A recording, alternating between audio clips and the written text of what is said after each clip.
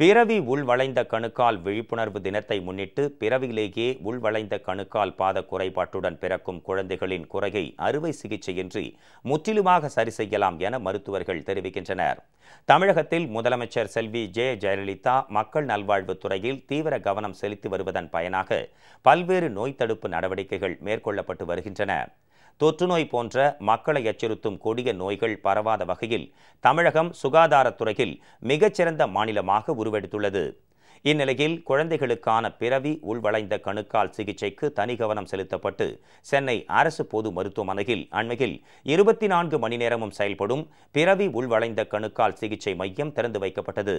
தமிழகத்தை பொறுத்தவரை ஆண்டுதோறும் சுமார் 2700 குழந்தைகள் பிறவி உள்வளைந்த கணுக்கால் பாத குறைபாட்டுடன் பிறப்பதாக தெரிவிக்கின்றனர் மருத்துவர்கள். உள்வளைவு கணுக்கால் ஊனம், அதாவது கிளப் ஃபுட், இந்த பிறவி நோயானது 750 குழந்தைகளில் ஒரு குழந்தைகளுக்கு வருகிறது.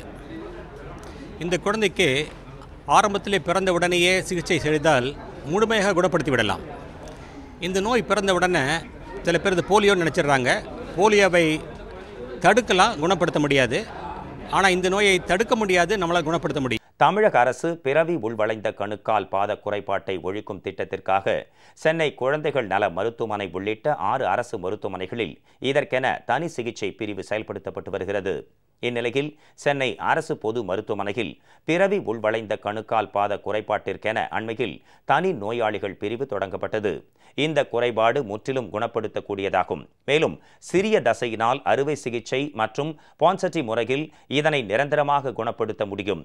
பிறவி கணுக்கால் பாத குறைபாட்டை தக்க நேரத்தில் கண்டறிந்து உரிய சிகிச்சை அளிக்காவிட்டால் குழந்தைகளின் கால் வளைந்த நிலையிலேயே இருக்கும். 4 முதல் 6 வாரங்கள் வரை வாரந்தோறும் குழந்தைகளின் கால்களில் மாவுக்கட்டு போடப்பட்டு சிறிய தசையினால் அறுவை சிகிச்சை செய்யப்படுகிறது.